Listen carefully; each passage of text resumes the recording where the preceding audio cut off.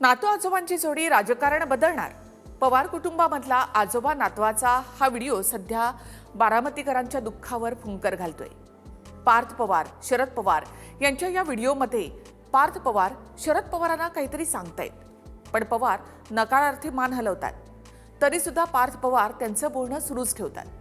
पवार पुन्हा एकदा नकारार्थी मान हलवतात.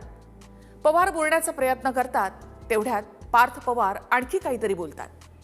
त्यानंतर पवार पार्थ पवारांचं म्हणणं ऐकून घेतात. त्यानंतर शरद पवार पार्थ पवारांना काहीतरी प्रश्न विचारतात. त्यावर पार्थ पवार उत्तर देतात.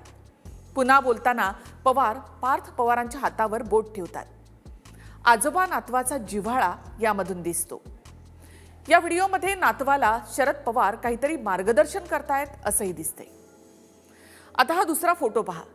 पवार काय सांगतायत रोहित पवार, पार्थ पवार हे दोन्ही नातू अगदी सिरियसली ऐकतायत. आणि आता हा तिसरा व्हिडिओ पहा, ज्यामध्ये पार्थ पवार, शरद पवार, प्रतिभाताई पवार आणि युगेंद्र पवार खुर्चीवर बसले आणि रोहित पवार गुडघ्यावर बसून पवार काय सांगतायत ते ऐकतायत. त्यानंतर रोहित पवार पुन्हा एकदा पार्थ आणि शरद पवार यांच्या मध्ये जाऊन बसतात. आता हा 10 डिसेंबरचा दिल्लीमधला हा फोटो पहा. या फोटोमध्ये पार्थ पवार आजोबा शरद पवारांच्या जवळ बसले. पवारांनी पार्थ पवारांचा हात पकडलेला आहे, तर शेजारी अजित पवार बसले आहेत. पार्थ पवारांबद्दल शरद पवारांनी काही वर्षांपूर्वी केलेल्या एका निगेटिव्ह वक्तव्याची सध्या राज्यामध्ये चर्चा झाली होती. पण आता अजित पवार हयात नाहीत.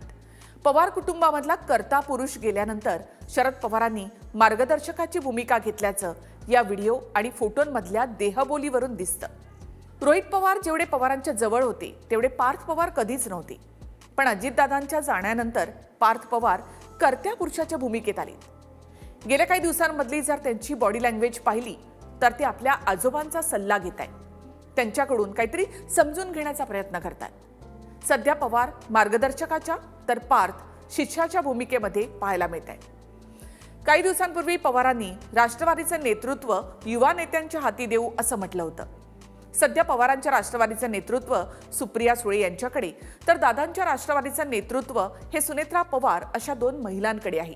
रोहित पवारांसोबतच पवार घराण्यामधली ही तिसरी पिढी राजकारणामध्ये सक्रिय होते. पुढे हे नेतृत्व रोहित, पार्थ आणि जय पवार यांच्याकडे जाईल. अजितदादा पवारांच्या तालमीमध्ये तयार झाले होते. पार्थ, जय यांनी पवारांच्या तालमीमध्ये तयार व्हावं असं दादांना कधीही वाटायचं. नातू आणि आजोबांमध्ये एक अदृश्य भिंत त्या काळामध्ये होती. ती दादांच्या जाण्यामुळे कोसळली आणि आता पवार दोन्ही नातवांच्या मागे अगदी खंबीरपणे उभे आहेत.